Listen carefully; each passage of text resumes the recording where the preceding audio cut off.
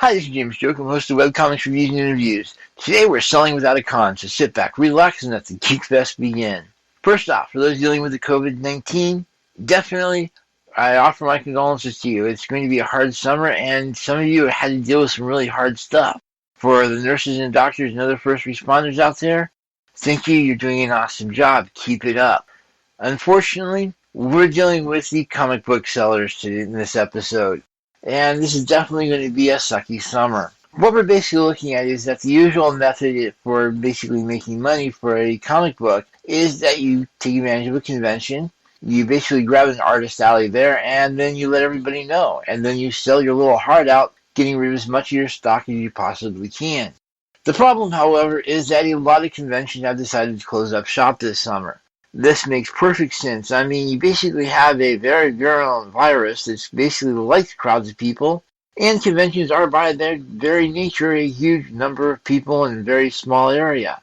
And it's pretty much an ideal situation for spreading viruses. I mean, straight up, you've got people doing all this handholding, hugging, messing around with each other, and, shall we say, other interesting activities. And yeah, this would definitely be an ideal petri dish for any virus to decide to take advantage of it. So I can definitely understand why the convention has closed up shop. Unfortunately, if you don't have a convention, you don't have an artist alley. If you don't have an artist alley, you don't have tables. And if you don't have tables, you don't have comic book sellers selling their little hearts out. And, well, understandably, it sort of sucks when you realize that a lot of people don't just justify the expense of going there, but a lot of them actually do make a decent profit. It's just straight up. This is definitely going to be a summer where a lot of people are going to be hit hard. Adding to the fun is that you have a lot of people that have been, well, called non-essential employees. What this basically means is that they're not necessary for life to go on as we know it. They're just simply really nice to leave there. And, well, unfortunately, a lot of these people are really worried about where their rent's going to be coming from, how they're going to pay their bills, how they're going to put food on the table. Because of the COVID-19, a lot of people have just simply been saying, hey, we don't really need you. Could you just go home and just simply take care of yourself? Now, whereas this is actually sort of a really great idea, again, going back to the whole viruses like people, the big problem, obviously, is this is causing a lot of economic stress. Again, you've got people that are really worried about how they're going to basically pay their rent. They have no idea how they're going to pay their bills, and food on the table is unfortunately an option you just can't deal with. This unfortunately means that when it comes to luxury items such as comic books, a lot of people are choosing to forego in exchange for other items. Again, perfectly understandable. I'm not saying this is a bad thing. Just pointing out that for somebody trying to sell a comic book, which is a luxury item and therefore going to be at the bottom of the priority list, it's going to pretty much suck. On top of that, you've also got a lot of comic book stores as well as bookstores in general that have closed. Again, the non-essential employee situation has reared its ugly head, and a lot of store owners have decided to close up and not have to deal with any wrath from government type. So what it basically means is that that's another venue that's been closed. Not a major one, understandably, but nonetheless another venue that we do have to worry about. And again, another little detail is that, well, shipping schedules have been pretty much screwed. Naturally, this isn't a major problem for comic book fans because, well, Image Comics, all I'm going to say. But when it comes down to it, they've sort of gotten used to not getting their product out on time. So that's another issue that sort of needs to be dealt with, but it's more of a consideration. This, of course, creates a huge number of problems, and what basically we're looking at is that you have people that are used to selling their comic books at conventions, at comic book stores, that basically actually know that people have a little bit of disposable income that they can have with, and they don't have that. And, of course, well, to a certain degree, you also have to deal with shipping schedule. All this basically means that if you're trying to sell a comic book right now, you're going to have some issues. Tonight, we're going to see what we can do about solving a couple of those issues. We're basically looking at ways to get your product out there cheaply, add a few little extras that are also, again, cheap, and maybe having a little bit of fun with it. But we're basically trying to figure out ways to make you money. So we're going to basically have a little bit of fun at trying to help you make money, if that makes any sense. So that's where we are tonight. Alright, so let's take this 3 different tacks. The first tack is that, well, obviously if you decide to just simply hold in, hunker down, and, well, keep safe, which is totally understandable, and I'm going to hate saying that like 27 times. straight up, it's probably going to be the drinking game of this particular podcast. The bottom line here is that you're going to have a lot of people that are just staying home and keeping safe. I can definitely understand where you're coming from, and just straight up, it actually makes a whole lot of sense. However, if you are going to basically stay home, don't just simply do nothing. That's going to drive you crazy. You're going to catch the worst case of cabin fever ever, and we'll be writing horror movies about what you've done. So please, find ways to keep yourself occupied. Obviously, if you're an artist, first off, you're going to want to basically make sure that you're practicing whatever skills you have. This is going to go through a huge number of notepads and pencils and possibly other art materials. Also think about picking up other skills. Now would be a great time to basically channel your inner Bob Ross and start painting. I mean, straight up, there's a lot of really cool people who do comics and also paint. Just look at people like, just look at some of the incredible stuff done by Alex Ross, or for that matter, Bill Sienkiewicz. Or if you really want to have a little bit of fun, look at something like, Ken Baker or Boris Vallejo. It's just straight up. You can do a lot of really cool stuff with painting, and it actually makes your comics look incredible. On top of that, well, obviously, spreading your art skills around is never a bad thing. So if you can, check out some stuff like pastels and charcoal as well. Also, this is not a bad time to consider networking. I mean, straight up, you've got all this time, so take advantage of it. Just simply start figuring out areas where you aren't in it right now and basically up your presence there. Obviously, if you're already doing a decent job on Facebook, cool. Pinterest, also look at stuff like LinkedIn. If you're a writer, Booksies. This is the time, if you can, start some sort of visual blog or just a regular blog. In essence, do whatever you can to basically network your skills around and have a little bit of fun doing it. It's straight up. You may as well take advantage of the fact that if you don't do it, you're going to drive yourself crazy. And again, they've done movies about people who've caught cabin fever. I mean, there's literally a horror movie franchise called Cabin Fever. Yeah, which is probably not the world's greatest topic to consider right now. But last but not least, of course, is to get better at business and marketing. Straight up. You obviously have a really horrible time with business and marketing because, well, you're an artist. It just pretty much goes hand in hand. Now would be a great time to bone up on those skills and actually get a little bit better. If you've got a Kindle, obviously download some books. If you've got something like Amazon or something like that, start shipping those books in. You don't have to have a huge number of books, just a couple that are actually pretty good at it. And on top of that, you can basically go, either there's some really great books specifically on comic book marketing, or you can look for some business materials there. And of course, the obvious plug here is, hey, we're closing in on 100 episodes. I've also got 250 episodes total, pretty much between minicasts and briefs. So, it comes down to it, there's plenty of listening material if you can put up with my voice. But, the bottom line here is, you've got a little bit of time unless you're a freelancer. If you're a freelancer, well, yeah, you're pretty much screwed. Trust me, I know about that. So, take advantage of the time. Do some networking. Learn some new skills. Get better at the ones you do have.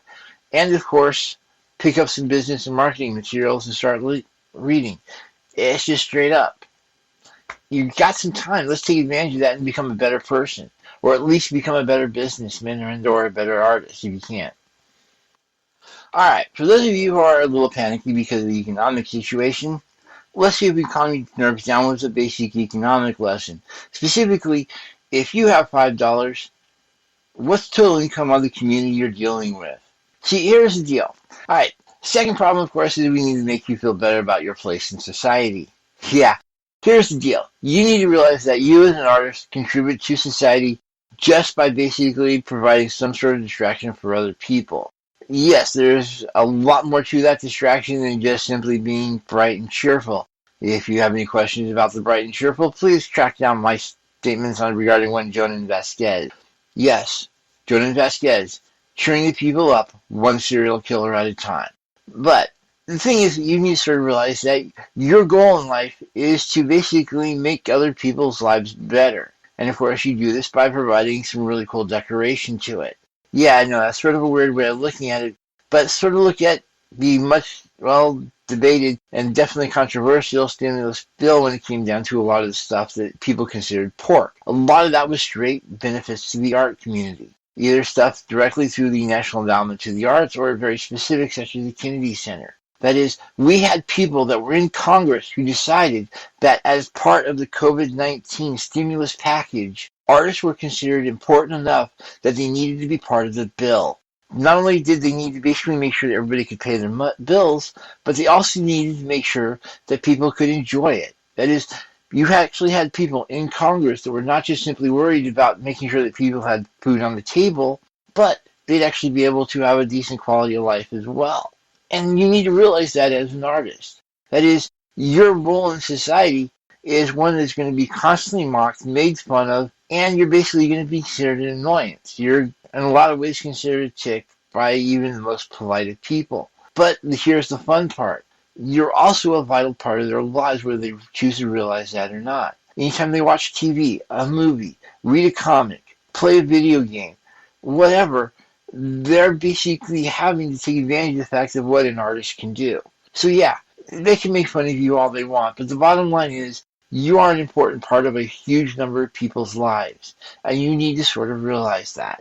More importantly, you need to realize this because you need to figure out a way to keep going as an artist. And yeah, realizing you serve some sort of higher purpose is definitely going to do it. You need to do this because you don't get out of bed and you don't get on that computer and you don't basically sell the heck out of yourself. You're not going to make any profit from your comic.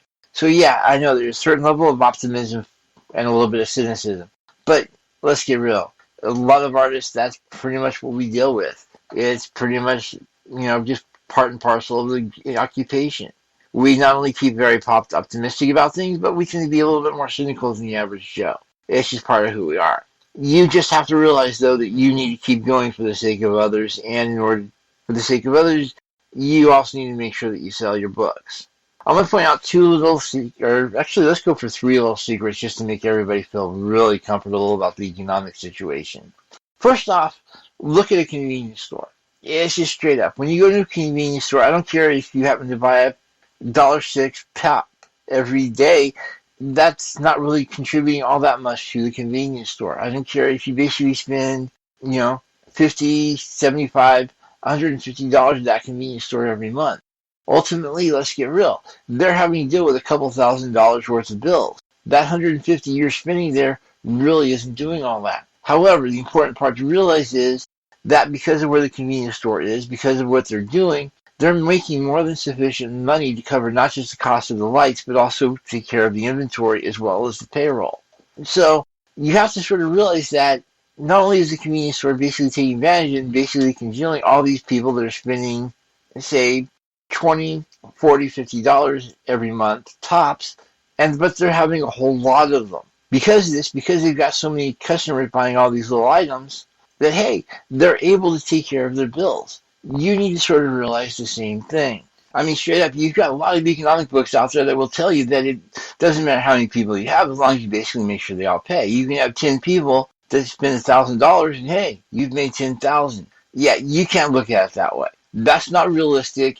That's simply not going to get the bills paid because you're going to start looking for those 10 people that are going to pay the $1,000, and in all honesty, odds are you're just not going to find them. Odds are, however, that you are going to find a couple thousand people that will spend a couple bucks each.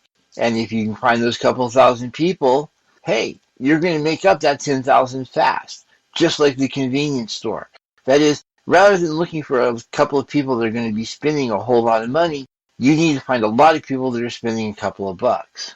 So whatever you can do to basically find those couple thousand people, I don't care if it's by advertising, by social media, by having some really cool YouTube videos, do it. Figure out what the secret is, because everybody has their own secret. Yeah, if you want a full discussion of that one little secret, then basically track down City Slickers. Billy Crystal does it and goes into it in pretty much detail. But the key here is you need to figure out what works for you and exploit the heck out of it. It's just straight up. Quit looking for those 10 people who are going to spend $1,000. Start looking for those couple thousand people who are going to spend a couple bucks each and figure out how to pull it off.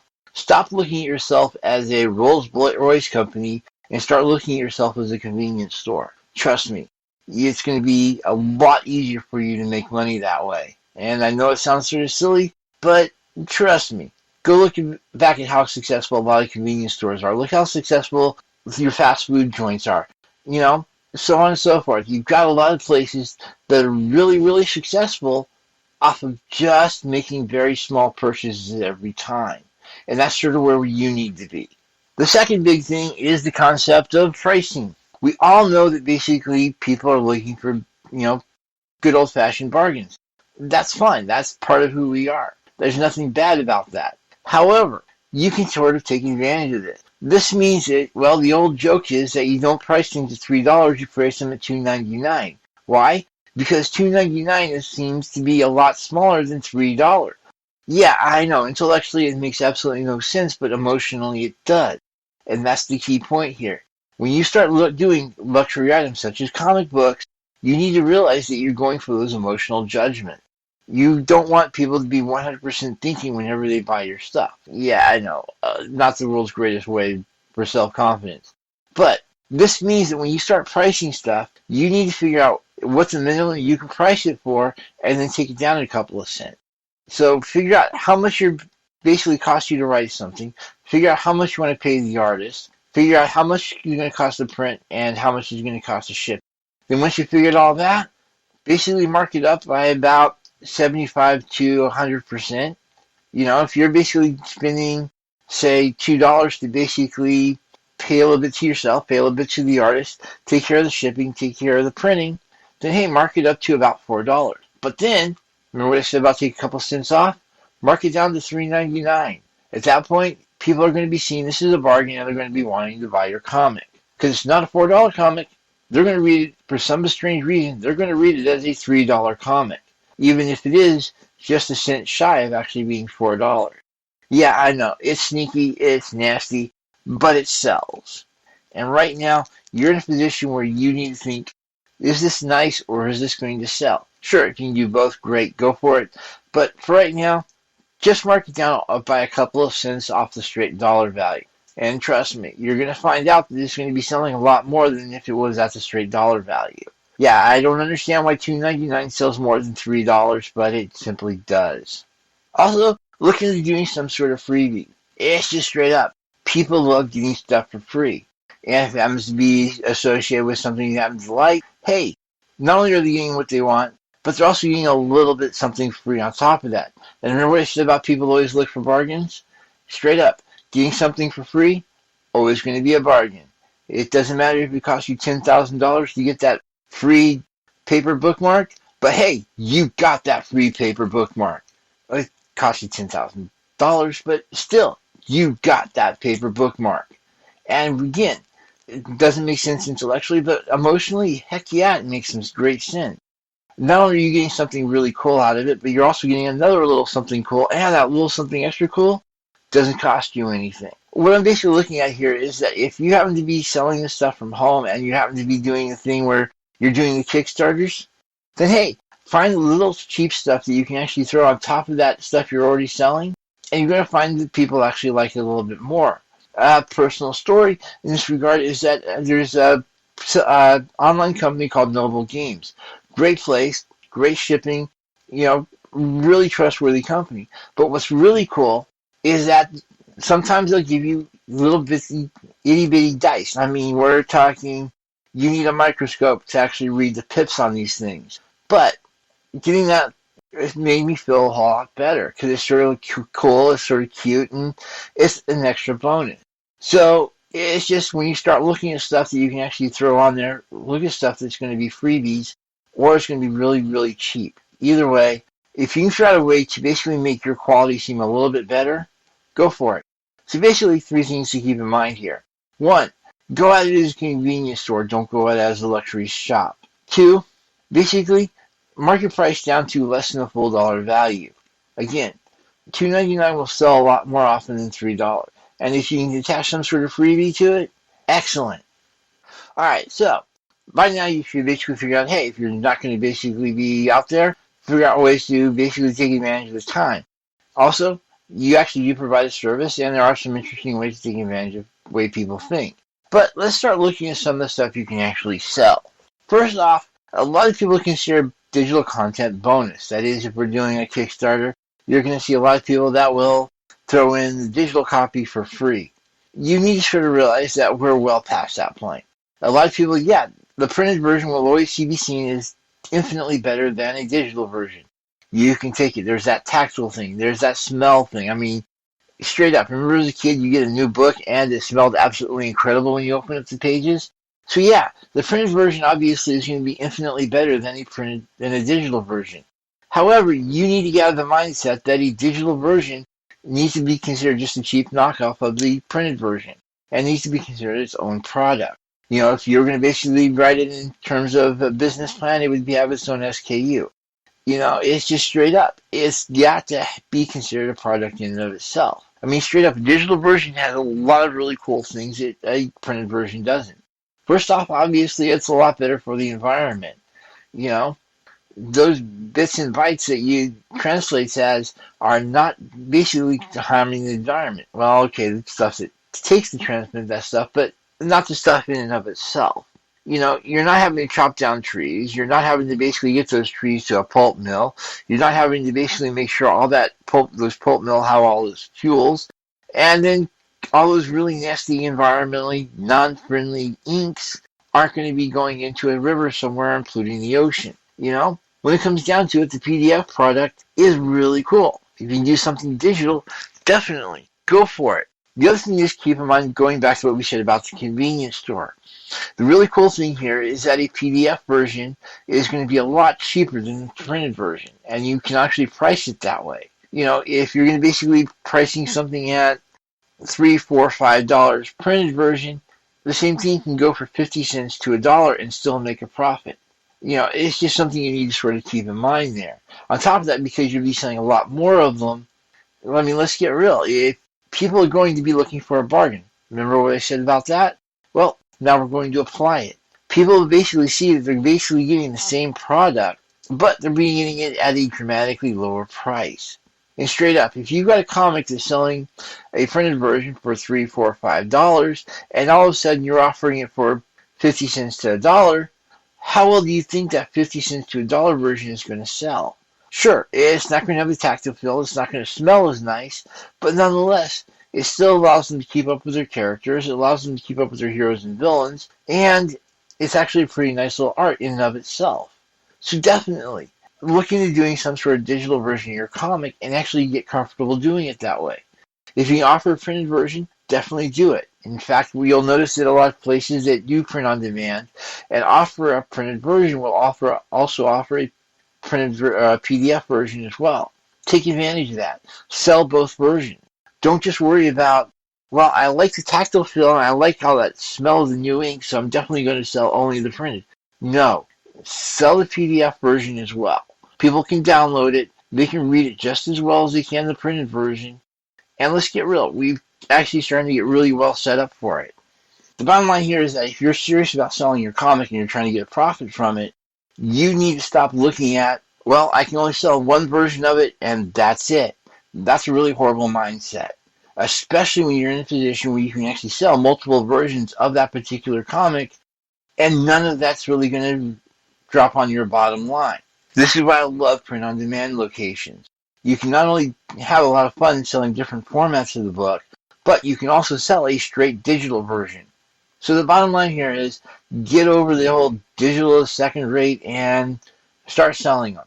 It's just people can't afford your $3, $4, $5 book, but they can maybe afford your $50 to $1 book, you know? So go ahead and sell those PDFs. They're great, they're economically, and they're environmental friendly, well, to a degree. On top of that, you've got a lot of places that are basically being set up specifically to take advantage of new technology. You got that cell phone, that smartphone that has a really huge size to it that you can probably use to knock somebody out with it. Yeah, it's not as big as the old bricks, but it's still pretty sizable. Well, you got a lot of websites that are actually starting to set up so that they can actually take advantage of that as a comic reading device. Tapas and Webtoons are probably the best too. You know, look them up. You basically will have to reformat your comic to a certain degree. That's fine. Go ahead and do it. You should be doing it to a certain degree anyway. But that not only means that you're going to have a lot more readers, and therefore a lot more people you can sell your other stuff to, but you'll also be able to make a little bit of money off that particular version as well. And in fact, because of the reach that Webtoons and Toppa have, we're not talking small change here. This is definitely something you need to take advantage of. On top of that, Amazon itself has a really great way to take advantage of this. I mean, straight up. Yeah, I know there's the whole, Kmart versus little guy thing going on with Amazon. But hey, you have the option of selling your particular goods pretty much anywhere Amazon reaches. That in of itself means that even though basically you're converting your big fish in your little pond to a little fish in a much bigger pond, think about that for a sec. This means that, see, if you're dealing with that little pond of yours that you personally set up, you're limited to wherever you set up. Your sellers, your contacts, so on and so forth. The key here is you're limited to your ability. But if you take advantage of something like Amazon and sell your stuff up there, sure, you're going to have to put a little bit more marketing into it. You're going to have to be a little bit better and a little bit more efficient, and have a lot more people know exactly what you're going on. But that also gives you a lot more reach. There's a reason I'm pointing out that it's a much, much bigger pond. And if you have a much, much bigger pond, you also have access to many, many more customers, which is sort of a neat little point here. That little convenience store you're setting up, all of a sudden just went worldwide. So take advantage of the stuff you got access to. If you're going to have that really cool little printed version of your comic, figure out how to slice and dice it so you can actually sell it on Webtoon or Toppa. On top of that, keep it in its original format and sell it as a PDF through the KDP over on Amazon. And definitely sell the printed version off, or at least have it accessible. Like I said, you're no longer in a position where you have to limit yourself to just one format of a book. Sure, if you're going to basically print a couple thousand copies off and you're going to individually ship them, yeah, you're going to be limited to that one. Take advantage of a print-on-demand service like Amazon, like Lulu, like pretty much any dozen others, and all of a sudden, it's not all that important. So definitely have a little bit of fun with it. Merch-wise, you're going to have to get a little bit more interesting. See, a lot of people tend to get stuck on, clothing or the big posters. If you can't sell on basically a huge wall poster, or if you can't sell on a t-shirt, don't bother with it, right? No. You have a lot of opportunities when it comes to smaller items. And again, going back to the whole economic crisis issue where people are trying to basically pay for food on the table, yeah, they're basically going to not be going after those big items like your posters and their t-shirts. They're looking for small stuff that still allows them to say they support you, but, it basically is a little bit more, shall we say, budget friendly.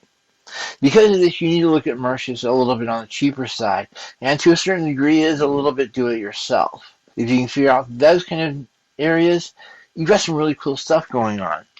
What I'm sort of suggesting is stuff like, say, bookmark. Yeah, you can have people actually print them out yourselves, or heck, you can actually print them out yourself or have them accessible.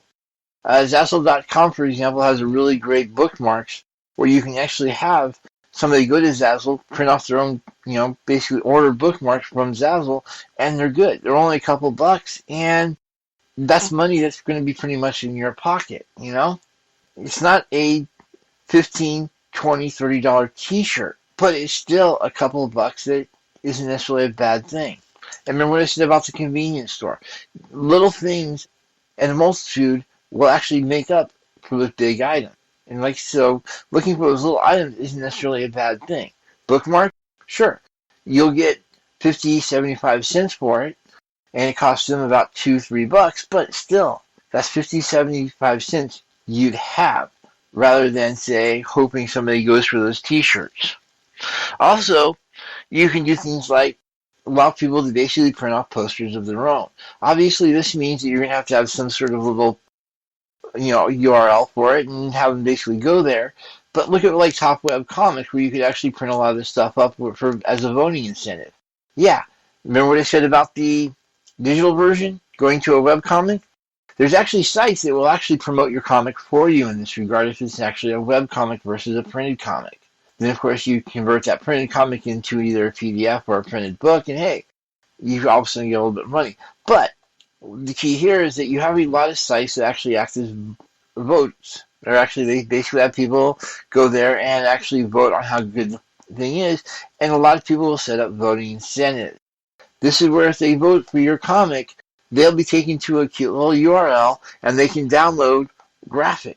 They can either basically use these graphics as avatars for buttons, for badges to put on their own sites or to put on their Facebook pages or other social media for that matter.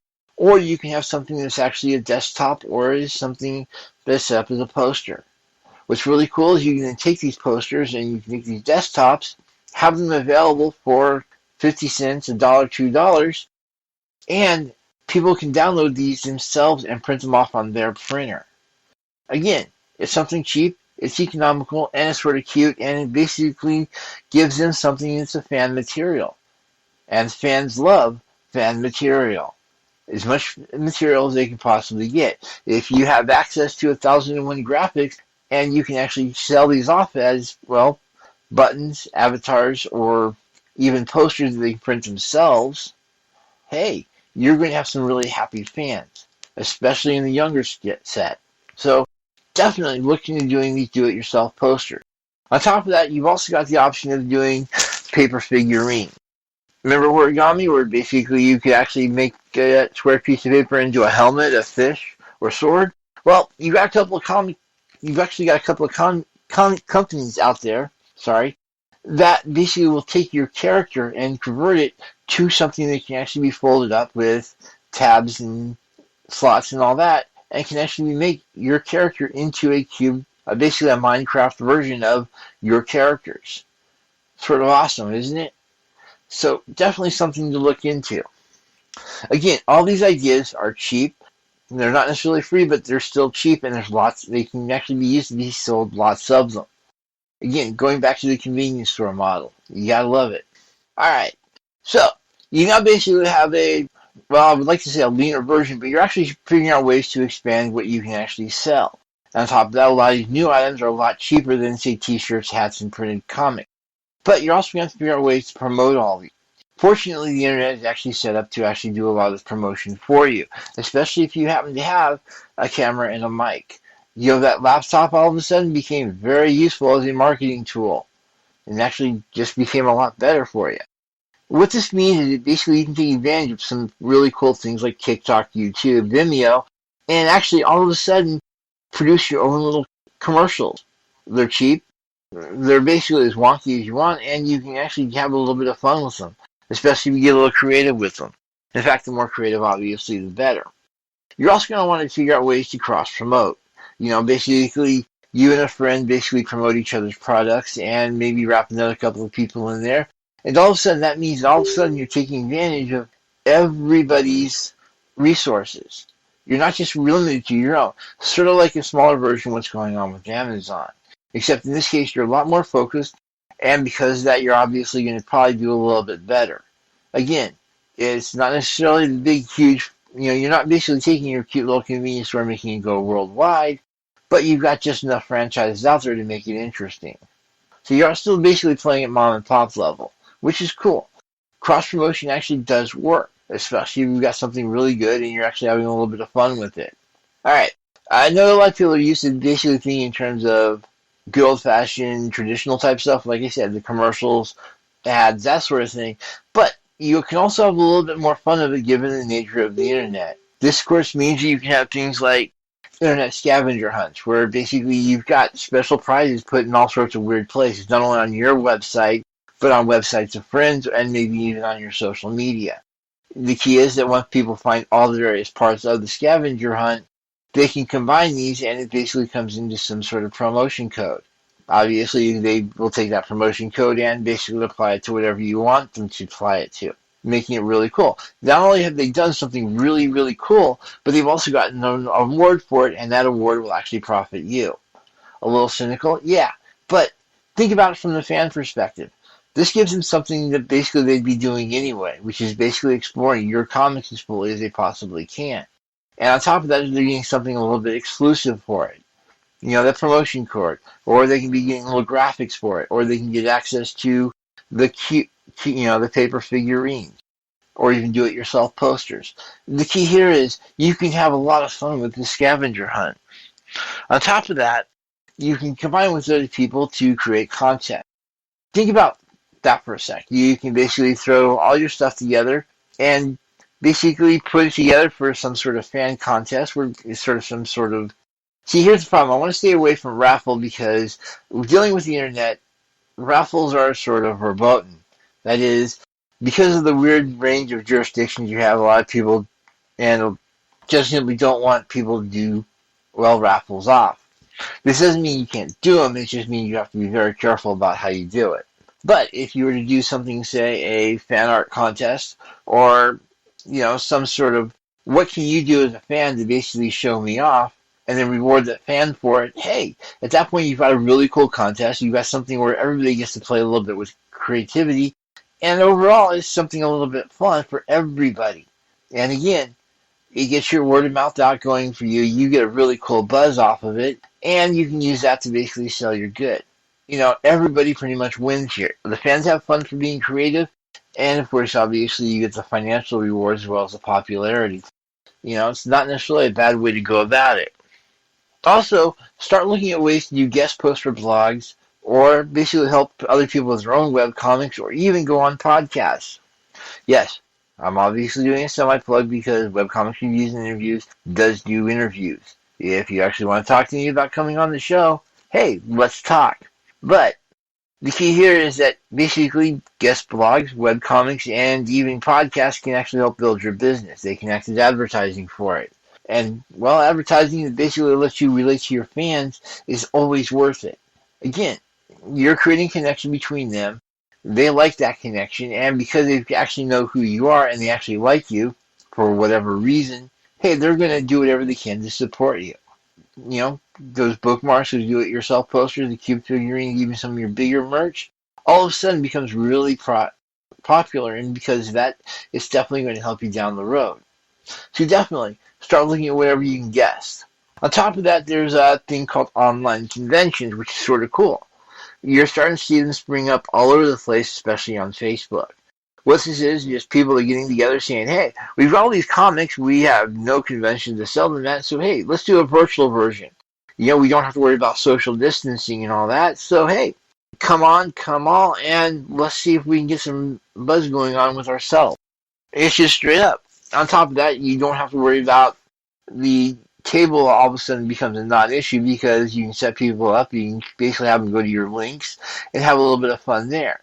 So that table that you're basically were going to be spending 6, 10, 12 hours at, hey, now all of a sudden becomes 24 hours and you can do pretty much whatever you want. So definitely if you can track down some online conventions, track them down. They're definitely worth the time and effort. So the bottom line here is you need to get creative. If you want people to actually start spending money on you and look at it, just remember 4 basic things. Keep in mind the convenience store model. You don't need to find 10 people that are going to spend $1,000. You need to find a couple of thousand that are going to spend a couple of bucks. If you can pull that trick off, which is actually a lot easier than finding those 10, hey, you basically are going to make life a lot simpler and a lot more profitable for yourself. 2, basically find cheap stuff. Yeah, I know.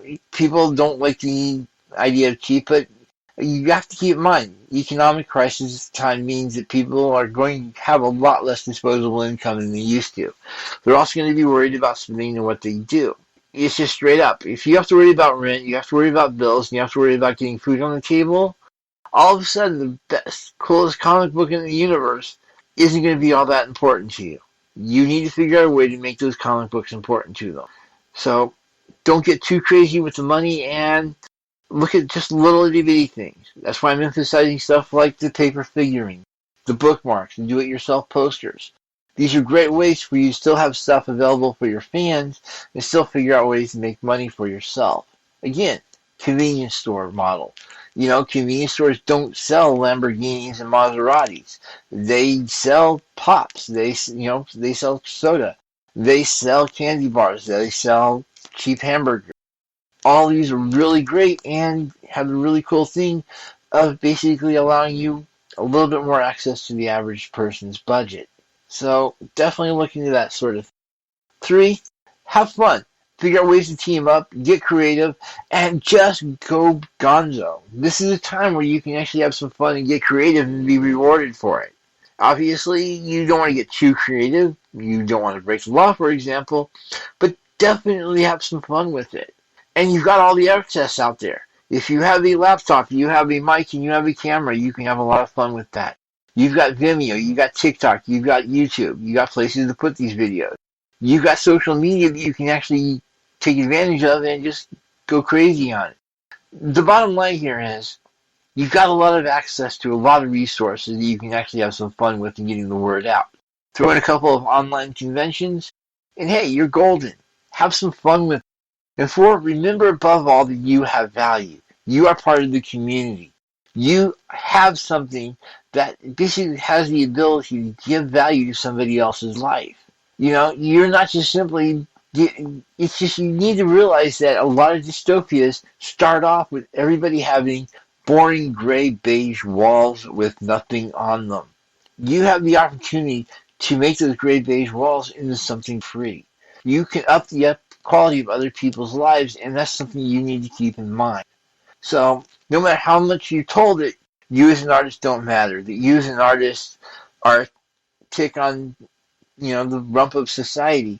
The bottom line is you contribute something that makes society worth living in. So keep that in mind anytime somebody sells elsewhere. And last but not least, and this is sort of bonus here, stay safe. Do whatever you can to basically keep healthy. I don't care if it's a huge bottle of vitamin C, but keep in mind, of course, that there is going to be a lot of really bad medical advice out there. Try to figure out and filter it out and just go with the good stuff. The bottom line here is it'd be really cool to have as many of you people on the other side of this as you possibly can. Just creating and getting back to the old-fashioned rivalries. This is a time we need to pull together, and this is a time when we need to do it separately, which is sort of ironic when you think about it. But the key here is we need to support each other as much as we possibly can, and you need to do it in the most healthy way possible. So definitely, keep safe, keep healthy, and keep creating. This episode of Webcomics Reviews and Interviews is brought to you by Podfaves.com. You love podcasts, but it's hard finding that next bingeable show. Podfaves has taken out the guesswork by easily identifying the best podcasts out there, so you can spend less time searching and more time listening. That's PODFAVS.com. And that's our show. For those interested in supporting the show, check out our Patreon page, patreon.com/twosparrows, TWO. It features minicasts, the next episode, and unedited interviews, and I'm working on transcripts of the various shows. We also have an Alexis app offering 2-minute minicasts offering writing and business tips, as well as affirmations to keep you writing. We also have curated playlists on YouTube, with all the shows broken down to different playlists based on topic. It also includes a good part of available minicasts, as well as the Alexis briefs.